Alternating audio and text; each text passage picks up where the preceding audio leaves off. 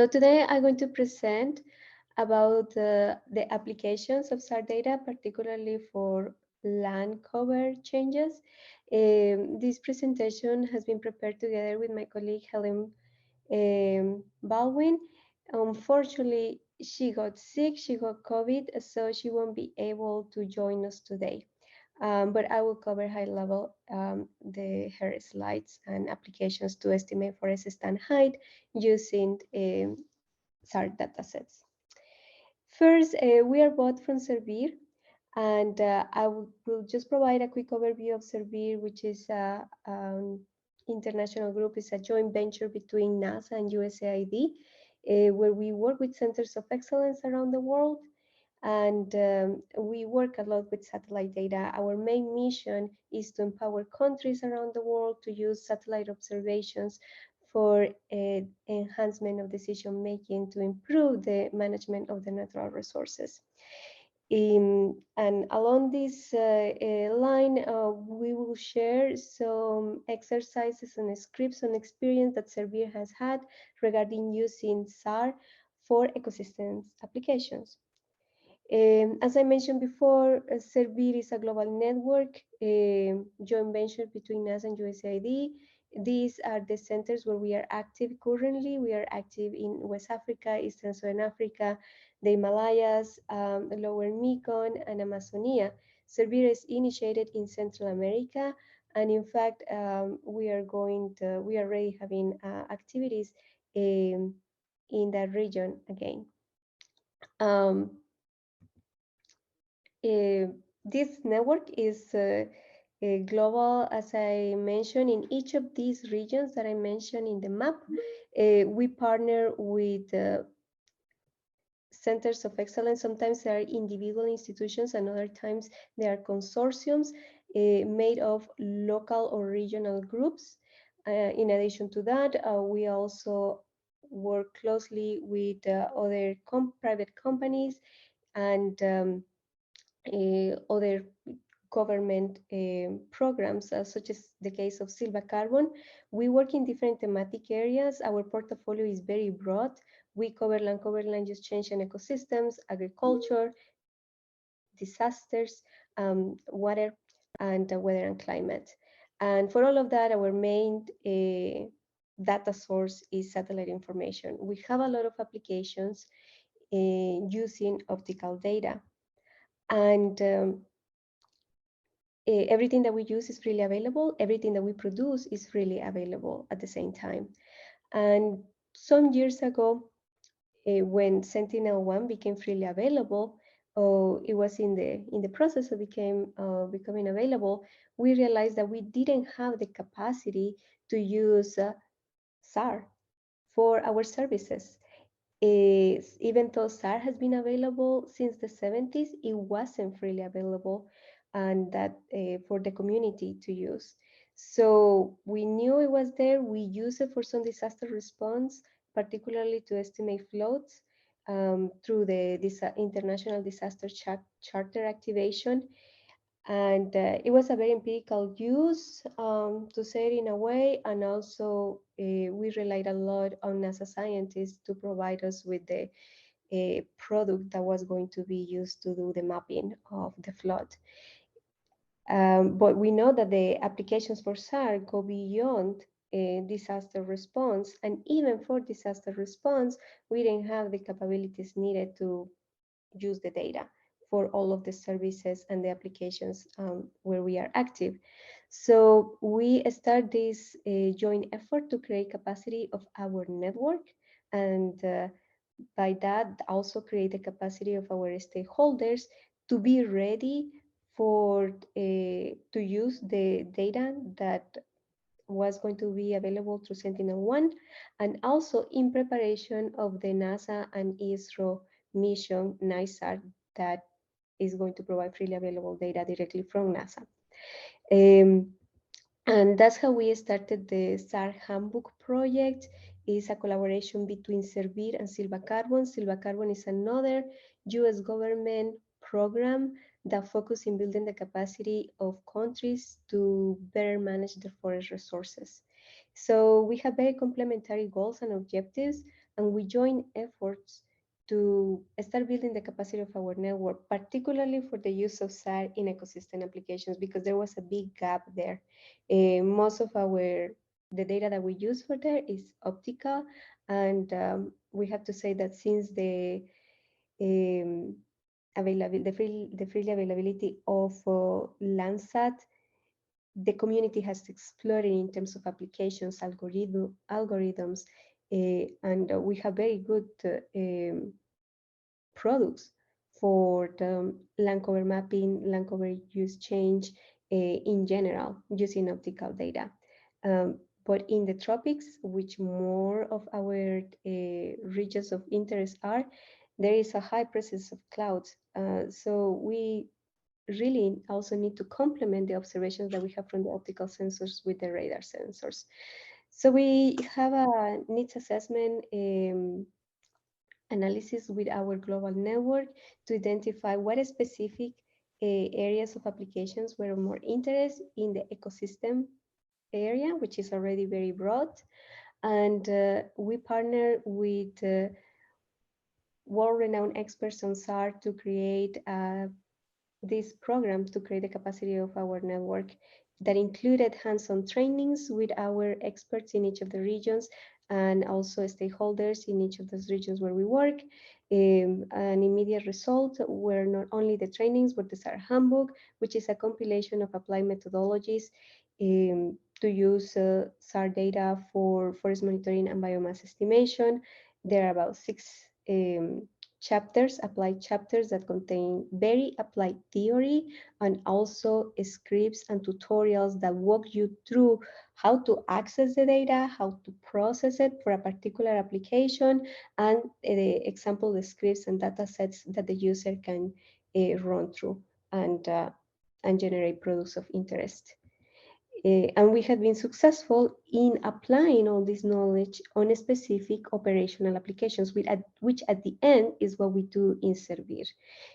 We have multiple services, that's how we call these applications. And one of them is, for example, monitoring. Yes. Sorry, please, if you are not talking, I will appreciate if you can mute your microphone.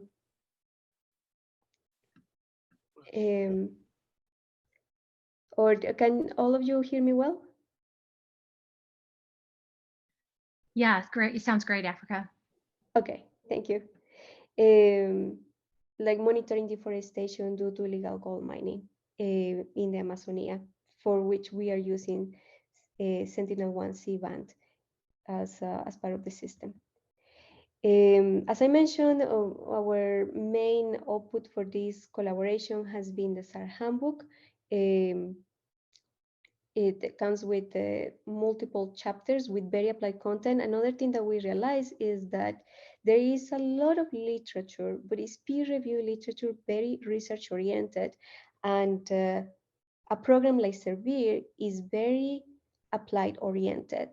And there is a step between what is research and what is an application. And we work in that area to be in that transition phase, because something that has proved useful in a research setting, it needs still a lot of work to make it operational. And we have learned a lot through this process. The use of the processing of SAR data is very different to the processing of optical data. Most of our community, including myself, comes from the optical satellite remote sensing. So we had a lot to learn, and we have done, and we keep learning. And we really appreciate all the efforts of the experts, the DACs, NASA, to create resources and opportunities to advance towards applications, because there is a lot to catch up to do with the optical community. I will say this SAR Handbook is one of those efforts from the global community. I mentioned it includes all those chapters. These are the links. All the information is freely available. You can access the book completely as a PDF, but also chapter by chapter in the website. You can access the scripts that I mentioned. Everything is open source. There are a lot of Jupyter notebooks like what Heidi presented in her part of the course, but we also have other scripts in R and other programming languages, and also sample data sets that you can use to go through the exercise. And we had keep working after the release of this SAR handbook on learning more. The reception of this documentation has been splendid. It has been it has had a global outreach. Since the release in mid 2019, we have had more than 500,000 accesses around the world. Um, it's very unique in the sense that provides very applied content for how to use our data for ecosystems applications. And I will go through some examples of how we are using SAR. We are using it to monitor mangroves in the Amazonia and also in Africa. Also deforestation due to gold mining activity, which are services of relevance for the Amazonia and West Africa. Also for crop mapping in Asia, forest stand height estimation in the Asia as well, and to monitor deforestation. And this is also some research that we are doing between SERVIR and McGill University to use what we have learned from the SAR Handbook and applied and time series analysis to be able to detect deforestation. Um, some key things that I would like to mention is that we have realized that for operational applications, we really need to leverage the power of the cloud and also the power of the time series that SAR provides us with. And as Heidi mentioned before, the data can be very heavy. And if you are using just resources in premise, just your computers or like local computational resources, it becomes very difficult to handle all this information. Another thing that we have learned that specifically for ecosystem applications, what we use is the amplitude. And we need to use the optimal product when we are applying this data to map whatever we want to map, whether it's height, forest, deforestation, disturbances, changes, and that optimal product is the radiometric terrain corrected product that Heidi briefly presented before. The problem right now, but things are changing very fast, I have to say, is that what is available immediately is the GRD product that has been already mentioned previously. But that product still contains some artifacts that make it very still makes it difficult when you are processing the data for ecosystems applications. This data is very noisy. We call it in the optical people, but the proper term is it has a lot of speckle and also some distortions that can happen for not having a good flattening, like being sure that the pixel that you are looking at the image is actually a representation of what is on the surface, not only in the geolocation, but also in the backscatter. And for that, we need the RTC product. Uh, ASF already produces RTCs on demand using the Gamma software. And so far, I think that this is the best product available for RTCs. However, in the last year, there have been new software releases that allow you to create your own RTC. In the past, we already have a SNAP, which is created by Copernicus, is part of this toolbox that ESA has created to create different products, including RTCs. And we knew that SNAP 6, the products of RTCs using a SNAP 6 version were not optimal. But now they release a new version in which those errors or those problems should have been corrected. But it has been just released. Well, now almost like a year or so. Also, there is another freely available software that you can use to create RTCs called ICE that is created by NASA JPL. And there is a new version of ICE that also allows you to create RTCs. And should, in theory, should be good, but we don't know yet. There are also other methodologies given the importance to use the cloud, the fact that the Sentinel-1 data C-band is available in Google Earth Engine. Um, there are a lot of applications that are running in Google Earth Engine, but the product that is available in Google Earth Engine is the GRD, and it doesn't have the RTC of the terrain flattening applied. So there is some methods in GEE, some scripts that allow you to create some pseudo RTCs.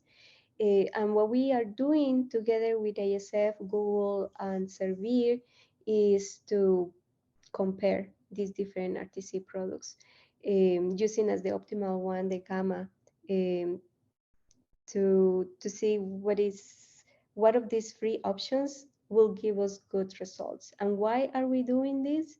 Well, uh, we need rapid solutions to create RTCs for our operational applications. We are using in SERVIR Sentinel-1 for multiple services that go from mapping water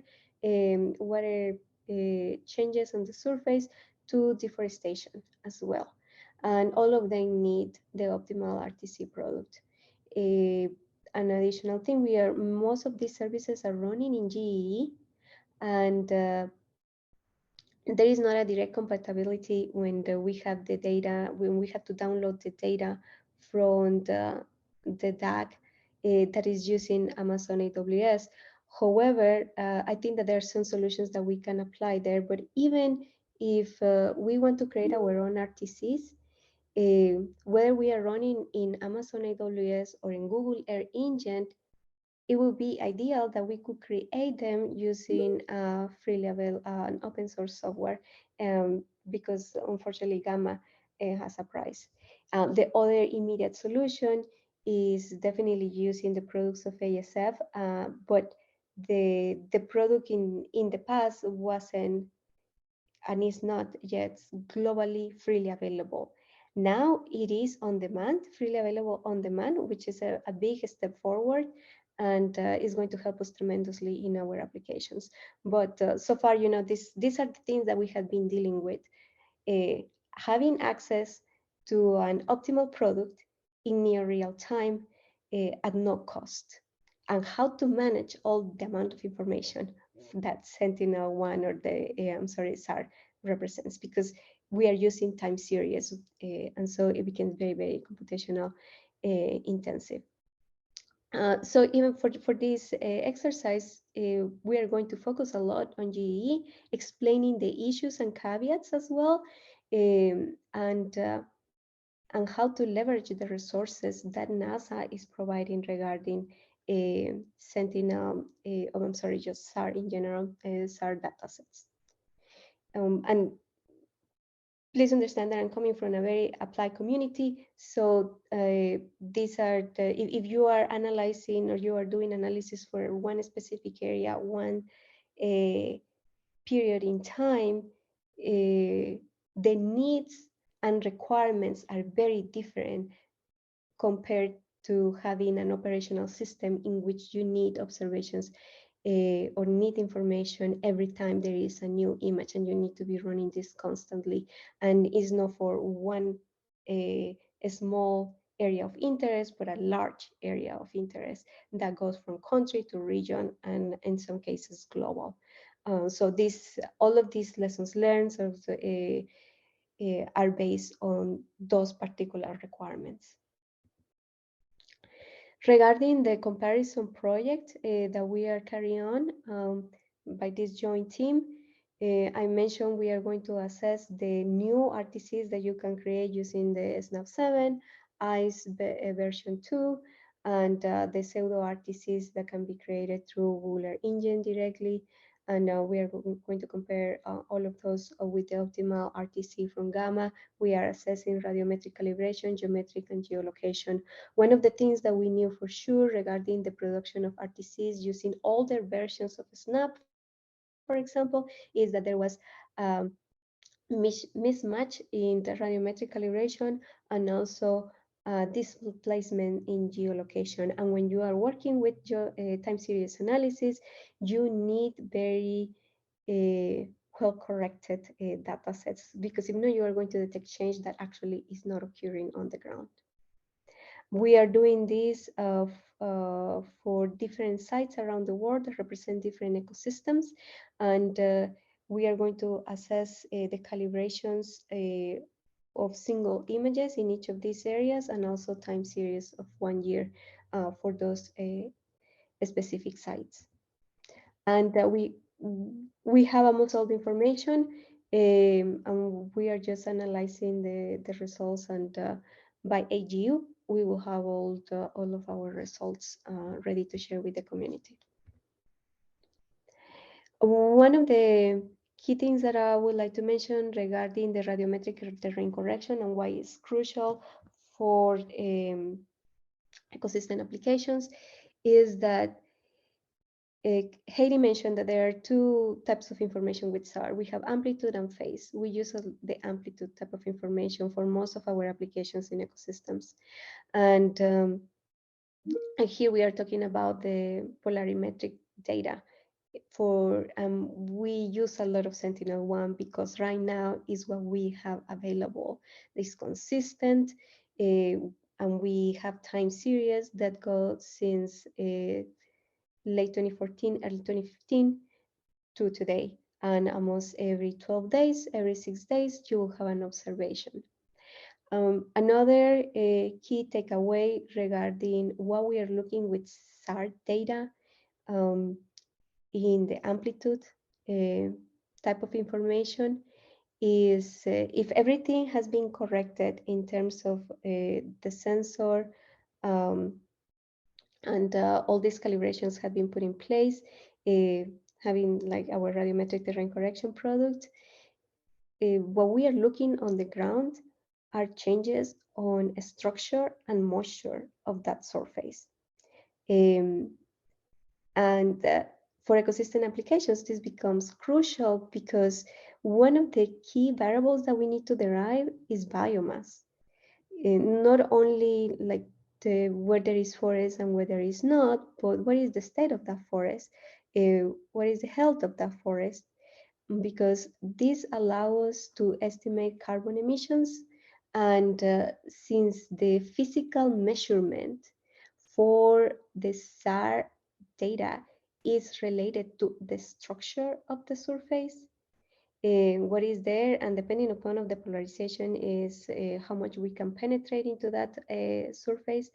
We can be, depending upon of the polarization, if we have X band, we are going to be at the very top of that surface, at the very top of the canopy. But if we have longer wetlands like L band or P band, we can penetrate even further and go deeper into that canopy. But still, those measurements are more in tune to derive biomass, which is a biophysical measurement of volume at the end. And volume is related to the structure of that surface. So in theory, SAR is also can provide us very valuable information regarding biomass compared to optical data, in which we are measuring the reflectance of a given surface. The measurement of biomass using only optical data becomes very compromised because a pixel can saturate easily, regardless of the surface that we have. We can have a very green pasture and very green vegetation, and we are not going to be able to distinguish very well. Obviously, we can use other parameters like structure, other characteristics of our data sets, different wetlands in the optical data to extract as much information as possible, but just at the physical level of measurement, SAR becomes very valuable if we know how to process it.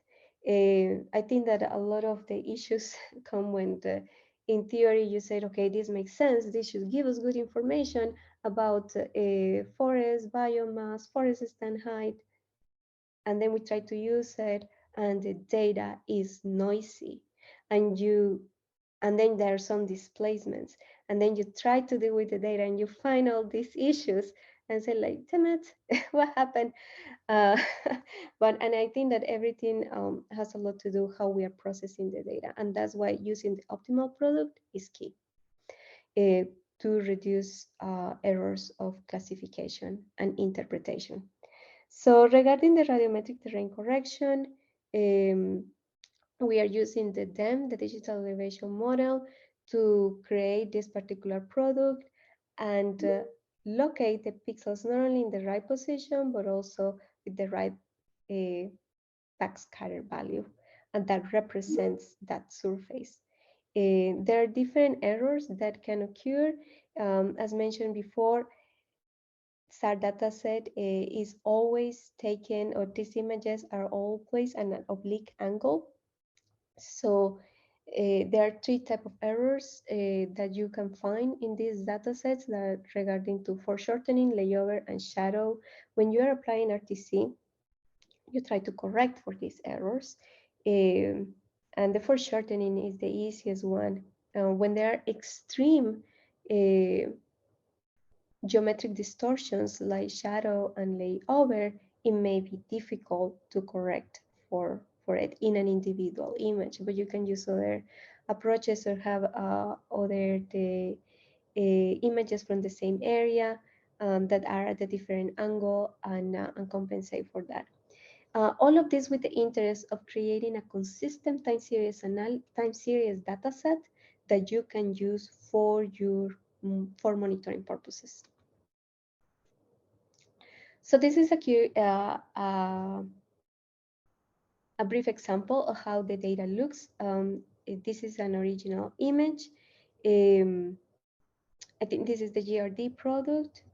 And then this is already applying a geometric terrain correction, which is previous to the radiometric one. And you can see that the pixels are better located, but you still see like some slope type of effects. And once you apply the terrain flattening, the terrain correction, the data becomes a little bit more boring, but this is actually what we should be working with. And I always cautious people or our users in general, our colleagues, about using the optimal product, because at the end becomes a little bit frustrating when you are trying to use SAR data for ecosystem applications, and it's very difficult to see the things that you will expect you will be able to see, and a lot is related to how you're processing your data sets.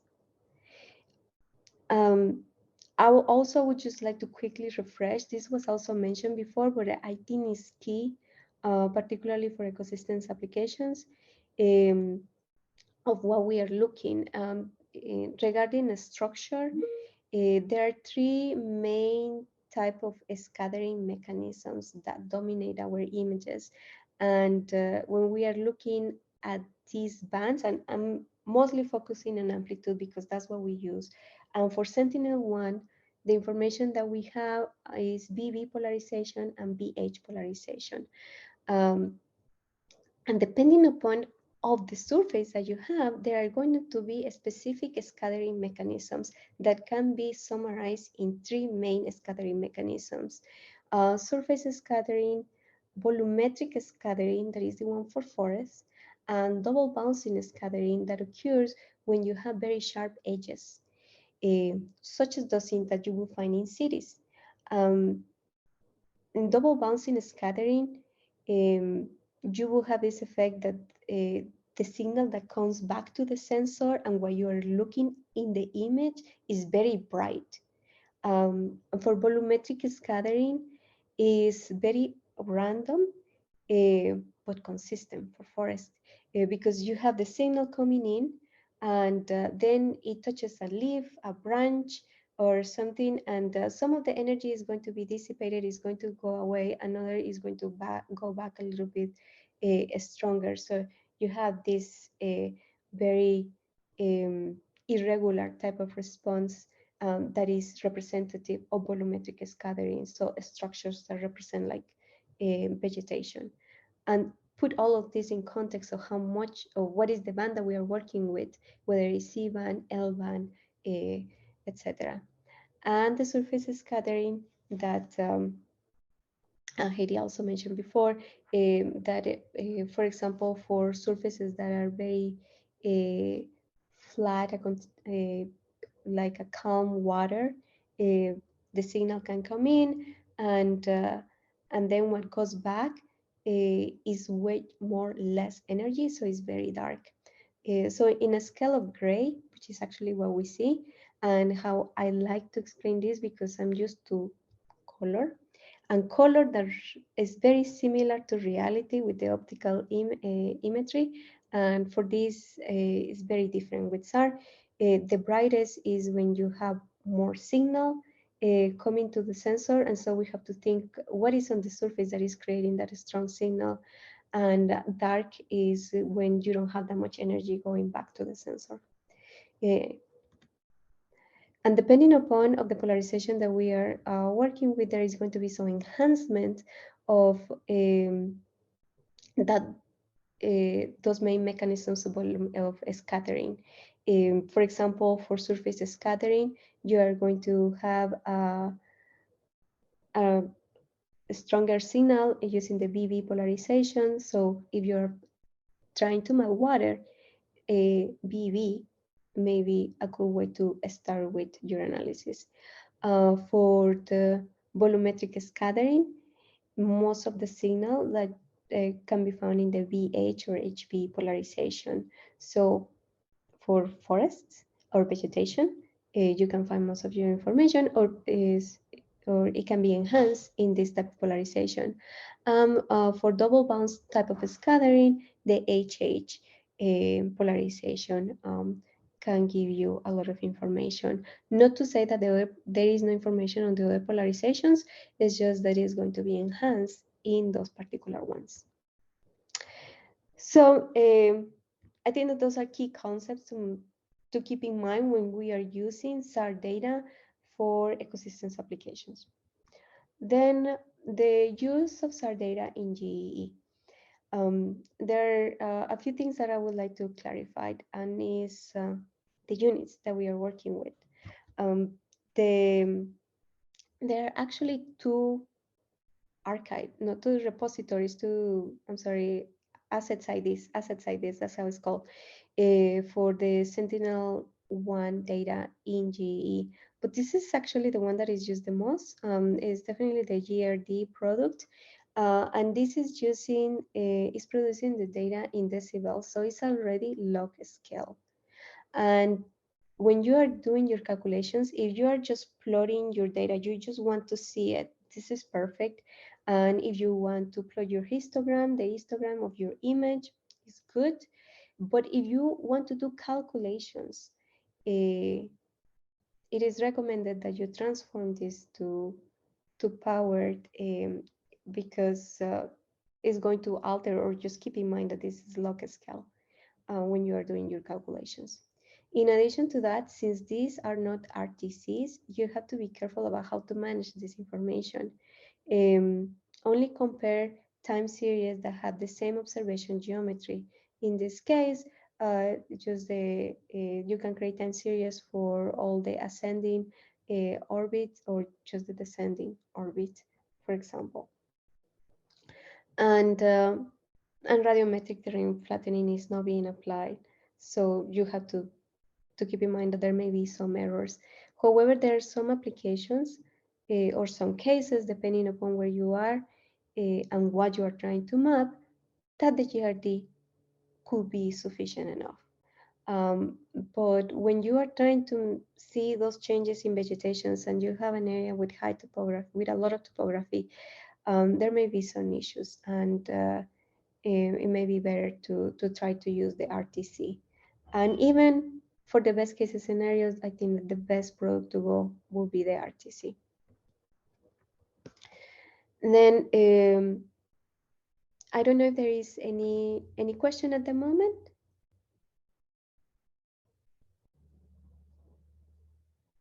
Let me check. So there is one that Thomas posted into the chat about the use of LiDAR and if you integrate LiDAR measurements into the processing at all. Yeah, for Forest Stand High, we are doing it. And also for some land cover applications and biomass estimation, definitely, yes. And at the end, and these slides are going to be available, so there are already some links to some scripts about how to integrate this data or how to use it together.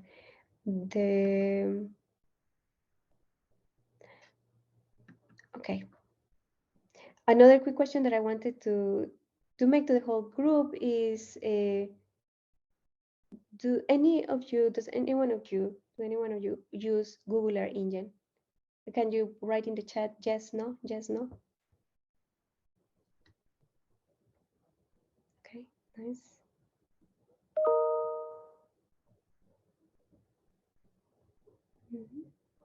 And the rest? Oh, perfect. Okay. I see a lot of positive responses, a few no's. That's good to know. Thank you so much for sharing. Okay, perfect. In the ecosystem applications, I mentioned that the time series analysis provides great power for our services and particularly for monitoring. We are going to go through some algorithms that are available in the SAR Handbook or are derived from the SAR Handbook. Also, you can calculate indices using SAR data. That's also available in the SAR Handbook. We are going to see and share the scripts. Maybe there won't be that much time to go deep into each of them, but the applications of those examples in Google Earth Engine.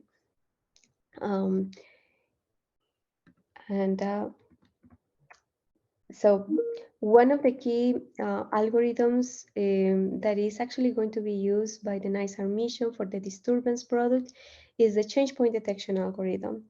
And the way this works is that you have a time series analysis. And here, let's think about a whole image and thinking about at the pixel level. For each pixel, you will have a value every 12 days from 2015 to 2021 to present. And how the algorithm works is that you calculate the mean value of that time series, and then you are going to subtract that value. You're going to have the pixel value of your date and subtract the mean value, and then you're going to sum that difference. If things were going to remain the same, you will expect, let's say, like the difference is a positive value, and when you are adding that difference from image to image, like pixel to pixel through different time steps, your curve is going to go up. But if something happened in the pixel and it changed, then the difference, the value of that difference is going to change. And when you add it in, and let's say instead of being positive, it's going to become negative. And when you add it to your curve, there is going to be a change. And if the change maintains or stays, that difference also is going to change. And when you are adding it to that curve, is going to, instead of keep going up, is going to change direction of the curve. And that's at the point in which our curve changes is when the change is identified, is a change point. But given how speckled the data is, how many factors can play a role in detecting change that actually may not be change, the algorithm also takes into account making sure that what we are detecting as change is actually change. And for that, it uses a bootstrapping approach in which it randomly reorganizes the pixels levels and reproduces this process over and over again, and to make values of confidence and make sure that what we are detecting as change is actually change. And this is the algorithm, and then you have an image with a date and a location that you know that some change happened. This is the algorithm that NISAR is going to use for the disturbance products, as I mentioned, and we have been trying to implement it in GEE, but the bootstrapping step is stopping us to have the whole algorithm available in GEE. However, there is already a Jupyter notebook that is available and that you can access. And this is another explanation of the script, but it's the same exact process, and you can also make it more sophisticated by maybe only working at the seasonal level, or identifying if the change is positive or negative. That will help you to assess the type of change that you are identifying. But going back over the script is available and where you can test it, there is a Jupyter notebook, and that you can access directly from the SAR Handbook website. This is the link, and there are instructions, and you can run it directly from your computer. In GEE, the immediate solution, to say in a way, you can use CPAL. This is platform from FAO that has the script available. Even though you are running it in Python through a Jupyter notebook, the data that you are accessing is GE data.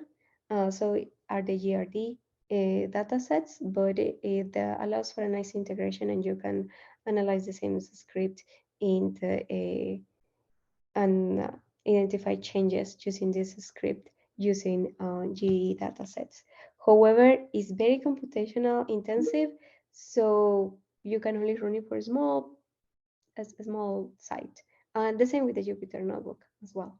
I know that there are ways to optimize this type of applications, this type of algorithms, and we are working on it actively. But for the moment, this is ways in which you can run this type of change detection algorithm that is very robust.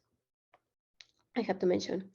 There are other ways in which you can detect change using time series analysis. Another one is the omnibus test that is available in Google Earth Engine. And here you can see the link to the Colab notebook, and which is in a Python tutorial that you can run in GEE. Is based on Morton Canty, and actually a direct application of this script is in our gold mining service in Amazonia, where we are detecting deforestation due to illegal gold mining using Sentinel-1 data, and the Omniwood Q test is the one that is being used. And then those early warnings are validated using high resolution data, and after that process, there is a report that goes out, and this is the final tool that you can see online with those results. But these are a direct application, and the information is available online for this type of analysis. So I think that's the theory that I have, very short. There are a lot of things that can be addressed, but we don't have that much time. And I just want to, before jumping into the exercise, or again open the floor for any questions you may have.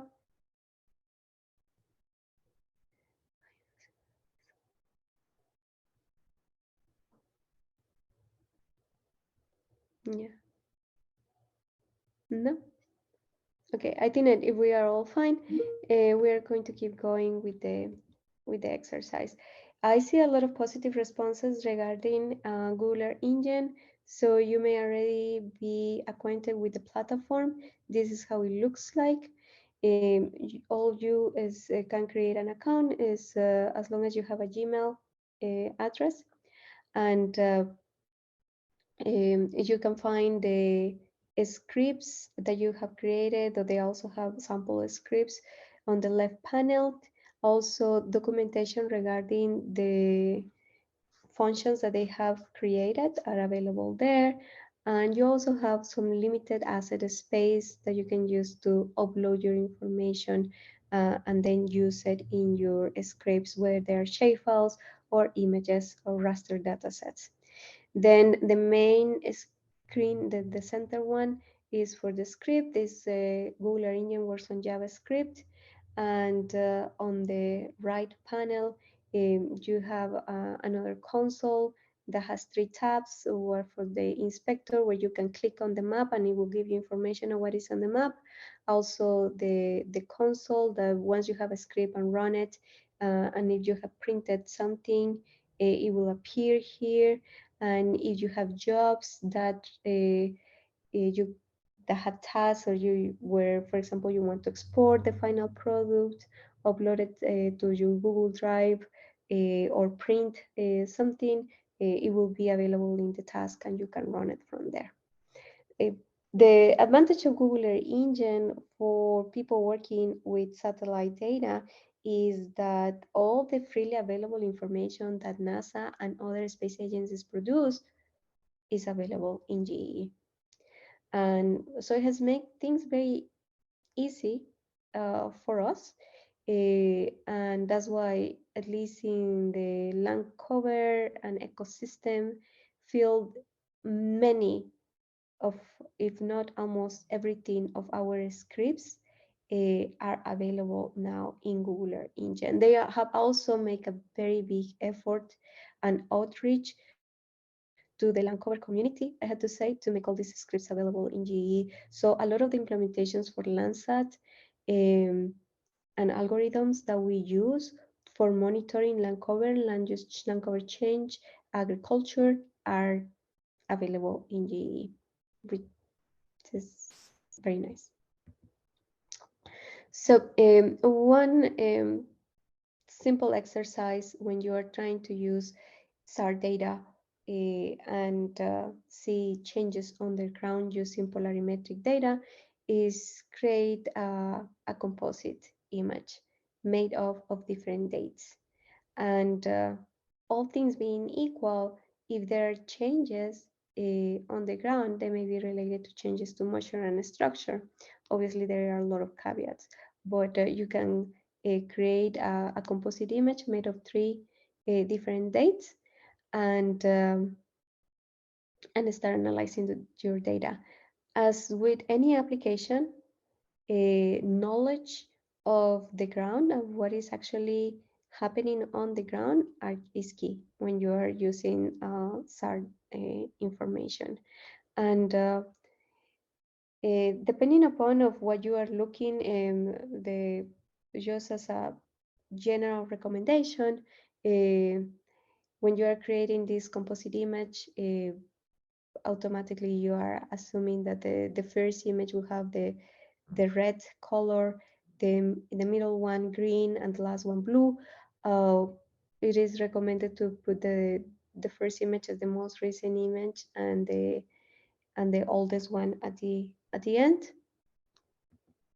to follow this color guide, and see if in the most recent image the color is very bright, because in these images we are only looking at the grayscale, and the other two are dark. You're going to have a blue color. So something happened recently, and that was not present there on the previous images. And this is just for a simple change, but it's just a simple guide that you can use to start creating some color images in which the colors indicate some sort of change. Obviously, everything depends on what is happening on the ground. For this, we have a quick example using Google Earth Engine when we are accessing the GRD asset ID from Google Earth Engine. And let me change the screen.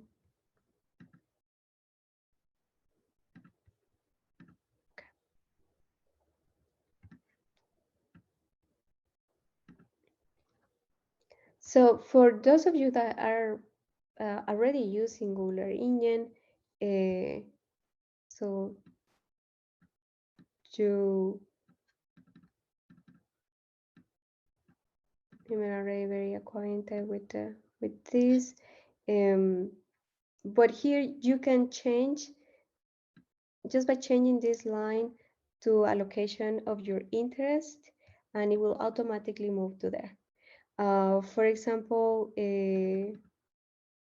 here, so these are scripts that you can use and just play just to explore the information, and it's automatically taking the latest 3 image for whatever location you are interested in looking at, and creating those color composites based on 3 different dates. So very simple. We are not doing major stuff here, and you can see the VH polarization and the VV polarization from Sentinel-1.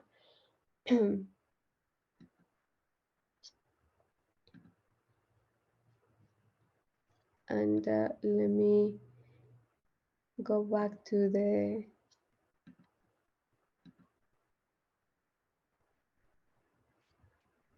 oh.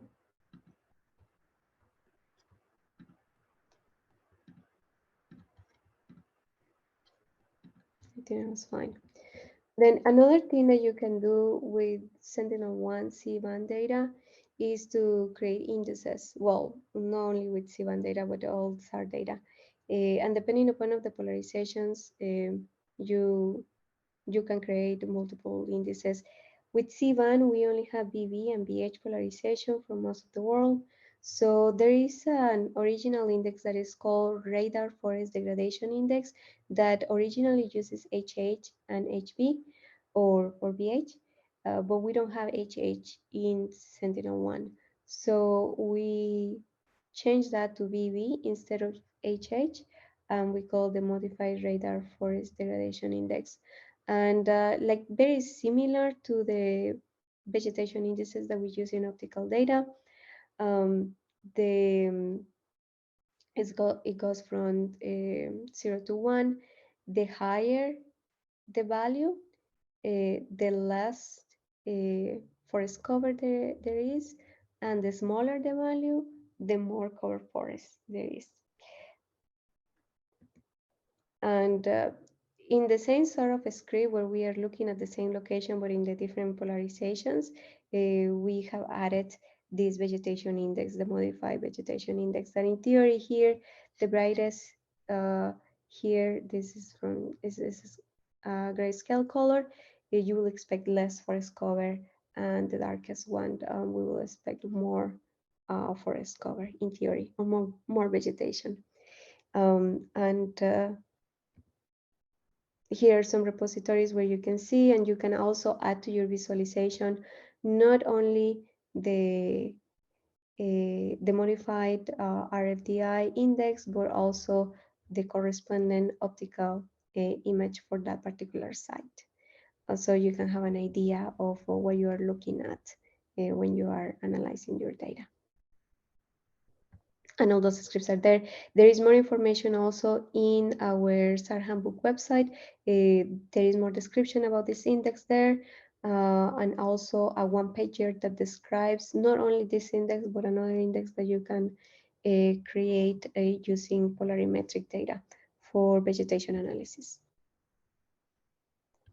Then another application, and I have to thank ISF for creating those super nice RGBs.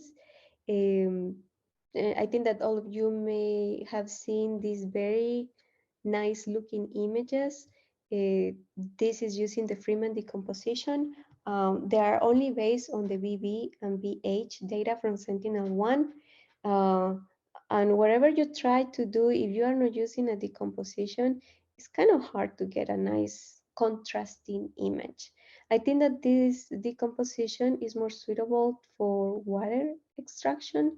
There are other type of images of SAR image decompositions, but given all the documentation that ASF has created explaining how to derive this image decomposition, we were able to apply it in Google Earth Engine, and now you can see some very nice images in GE with the caveat that is not the RTC, are the GRDs,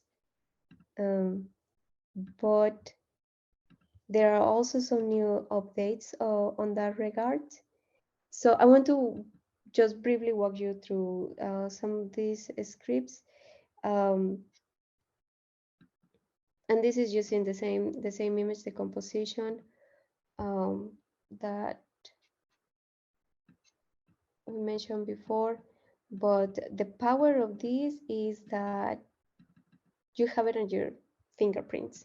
You can decide just what is your area of interest. It could be anywhere in the world, and you just change that. You change your time stamp for the data. You can go from since 2015 to now, or for 1 year, or just 1 month, or having a very small, and create to your RGB and being able to see it directly here. And this is an area in the Amazon that is very there are a lot of change due to deforestation, and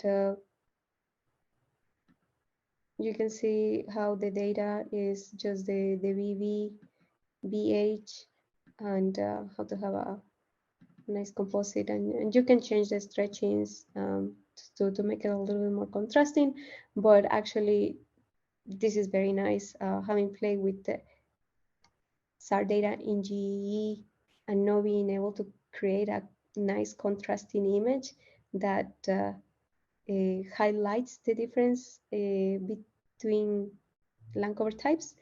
It was very annoying. There was always a hue of something, and because we only have 2 bands, and when we are creating a composite image, you need 3 bands as minimum that have enough distinctive information to create a contrasting image. And so these decompositions are very cool. And for the first script that is available, you're going to have access to this repository. The first one, that is the Sentinel-1 RGB Freeman, you are creating this composite based on the time that you are selecting. So it can be for 1 year or a month, whatever. But you can also apply it to individual images. And for that, we can go to the other script. And here you can define the time. You can have a long time series and apply to the individual images. In addition, the second script, which is focusing in Madre de Dios area, which is in the Amazonia as well, but in Peru, where a lot of the illegal gold mining occurs, it has some filters already applied. These filters are based on SNAP, so it includes some type of correction, geometric. I don't know how radiometric, but I think it's more like the Lee filter that gives you some better and less speckled data. And when you run this, you can change not only your area of interest here, but also the polygon that I meant. You can move this polygon around, and when you run the script, it will automatically create a video that where you can visualize the time series. I think that right now it is locating at the edge of something that it always capture a black image and the color image. But that's something weird right now. But you can play with this and use it for your different applications. Moving on with the I'm still there. Moving on with the another application for ecosystems.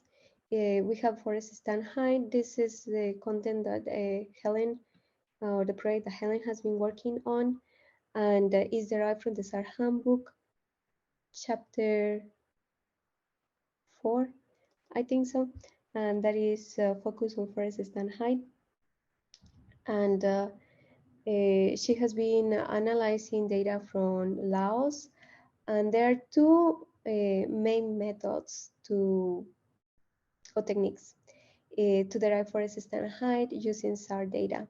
One is using the polarimetric data, the backscatter information, or the amplitude. And for this, there is a saturation that occurs at 10 meters height. And if the vegetation is higher than 10 meters, it is recommended that a different method is applied using INSAR, an INSAR technique. So in the SAR handbook, and on that particular chapter, these methods are explained, the rationale, how it works, and we also have access to the scripts or a version of the scripts, but they were not running properly.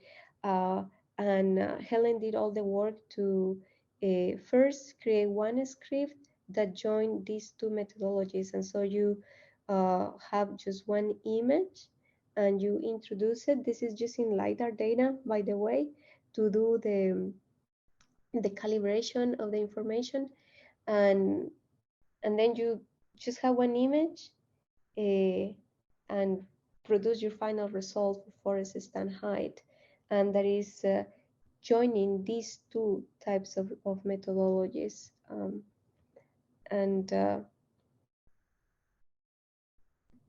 this is one of the few applications in which we are actually using INSAR. There are a lot of caveats for this particular method. First, we are using L-band data.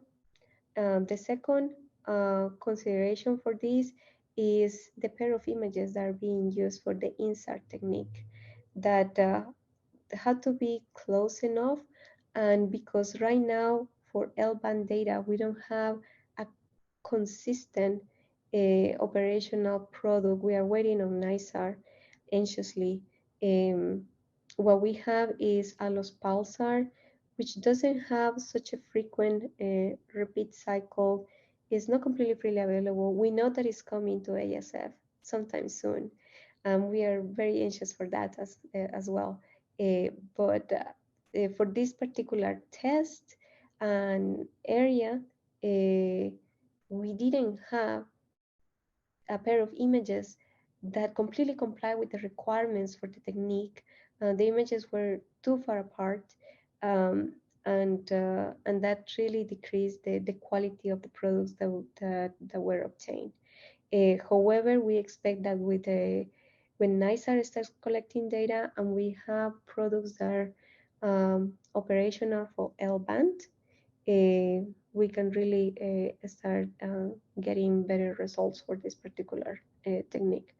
The backscatter to height fitting is based on this equation that is based on the work of Yang Lei, and is also using some LiDAR to do the fitting of the coefficients. And here you can find the Colab notebook where you can run the method. For the INSAR technique, this is based on the assumption that the volumetric of the volume, that the difference that can occur even in the phase part of the information between two different images, and the movement that happens is related to the vegetation. So those problems that Heidi was highlighting for the errors that the vegetation can bring to interferograms actually become useful here. But we also face issues not finding a good pair of images for this particular test site, we have to say. Um, and and is based on this correlation. There is a random forest script in Google Earth Engine that is bringing LiDAR data, the JEDI data, JEDI LiDAR data, and also ALOS pulsar and optical data to do some analysis with forest stand height that you can check in these materials. And I think that's all that I have for right now. For more information, please visit servirglobal.net. We keep working on next steps for the SAR Handbook, enhancing the materials. I think that the work that Helen has done with the forest stand height is great. There is a paper that has been submitted that comes along with the scripts and a GitHub account where you can access all of these scripts to estimate forest stand height using SAR data. And these are our emails, and thank you so much for your time. And I think that we will have some final minutes for questions.